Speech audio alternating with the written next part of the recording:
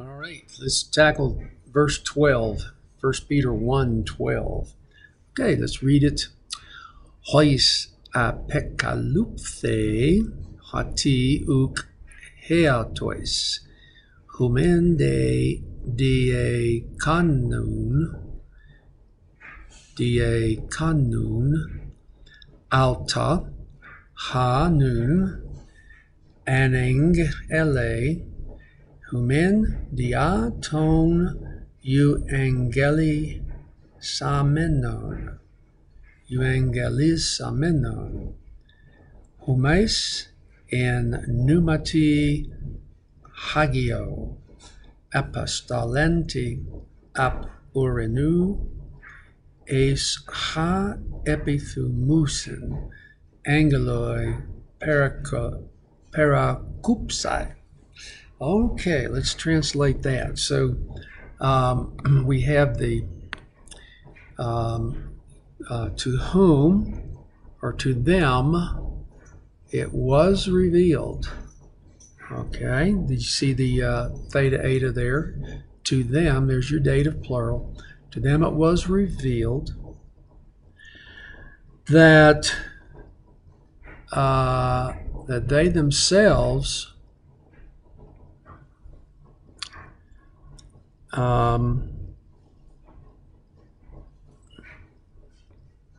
okay, the ook here is going to come down and pick up the verb there. So to them it was revealed that they themselves were not serving themselves but you. Okay?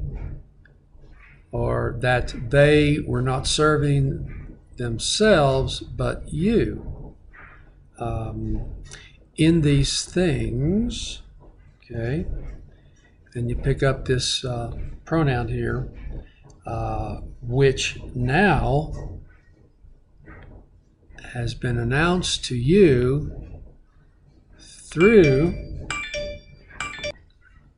okay, these things which now, which has been announced to you through, or, dia, that could also be by. Now, look at this participle. You have the article, and it's in perfect concord with the participle ending. See the own ending? So that is a substantival participle.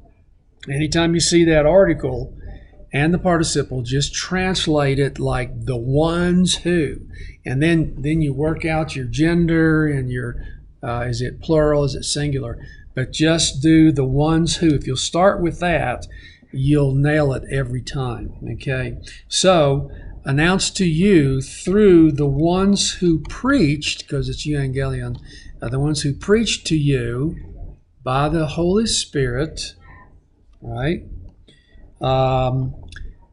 Having been sent from heaven unto or for which things, because it's a neuter, which things, then go pick up angels are desiring, present, angels are desiring to look at.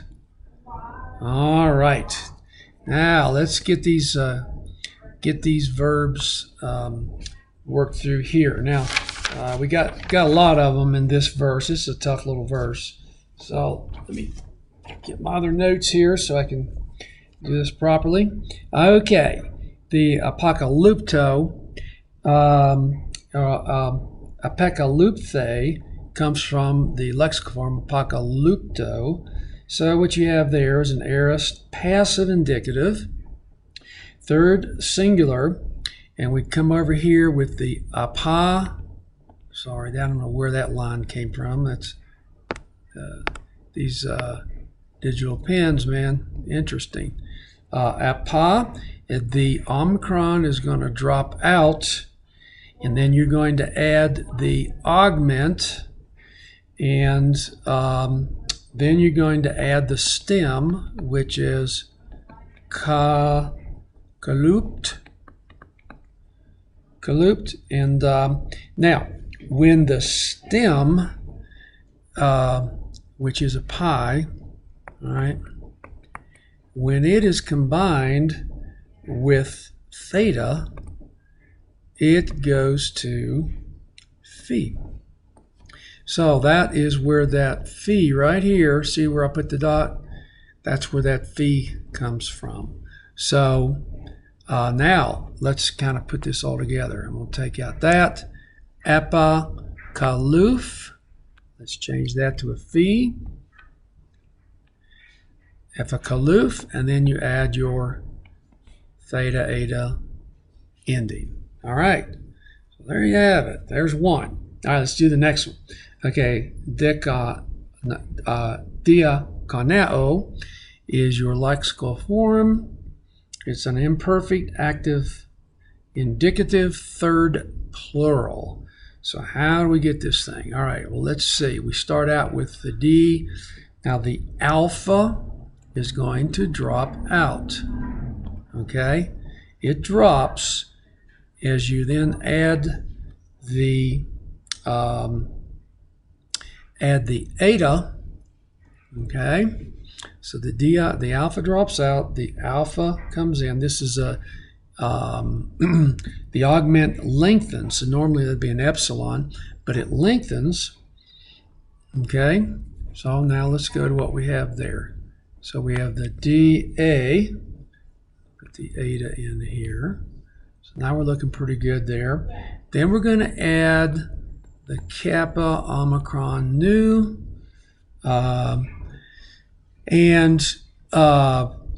Now you're just putting the rest of the parts together. You have the connecting vowel plus the con a. Oh, well, okay. What you have here, the epsilon plus the omicron is going to go to oo. Usually I do these on the side, but let's do it over here. Epsilon plus omicron equals oo. Look at your little chart. You can see all that. And so con plus oo, okay, plus your ending. So that's how you get it. Isn't that nifty? All right. All right, the next word is anangele, and that comes from anangelo. So what you have, we start putting it together. You have the preposition up front. You have an. The alpha drops. This happens a lot when you have these prepositions. This will often change. So that alpha drops, and then the augment that's normally epsilon, it's going to lengthen. Whoops. Eta back up there. So it lengthens to eta, I believe, yes. Eta, yes. It lengthens to an eta.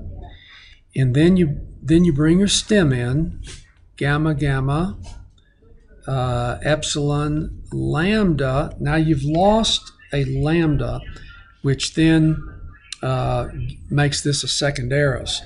So you lose a lambda. One lambda drops, but then you add the ending, and there you have it. Now we've got that one. So we've checked that one, we've looked at that one, and this one. Okay? So then we take the next one. Up here is euangalisamenone.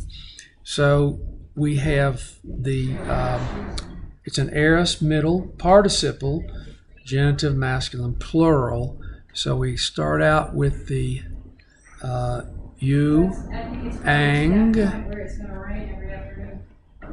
lids. Okay, lids. So you've got everything just like it was in the lexical form. You've just dropped the omega, but you have something going on here. Anytime you have a zeta plus a sigma, it then goes to a sigma. Okay? Yeah. So euangelis, we've got to change that zeta. We lose that dental, and we replace it with the sigma. Okay. Then it's actually the sigma alpha, which is the tense formative. And then put the rest of the pieces in. You have your men, participial marker, plus omega, plus the new. Okay, there you have it.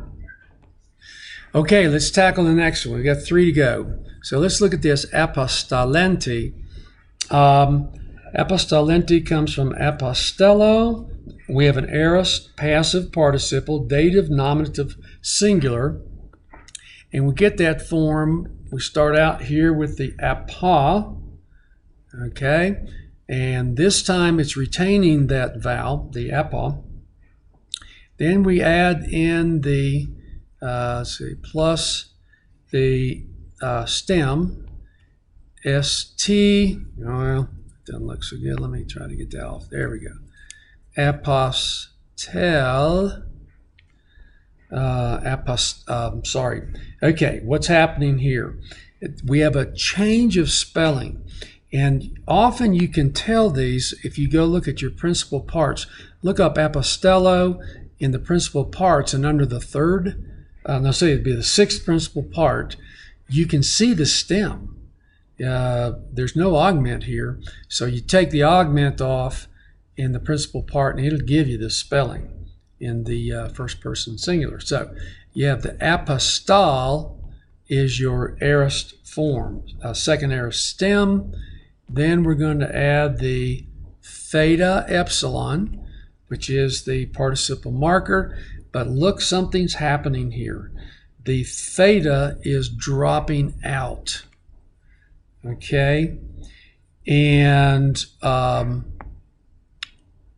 let's see. The theta drops out, leaving only the epsilon. So you look up here at your form, see the theta's gone. And then you add the new tau participle marker plus the iota, which is the case ending. Okay, class, I'm back. There is not a theta drop there. I didn't think that was right, but this theta that I said drops, scratch that.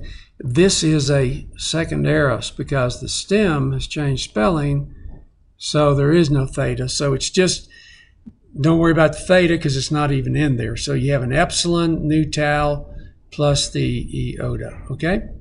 All right, epithymusin is our next word. Let's look at it. Epithymusin from epithymeo. We have another contract vowel, contract verb.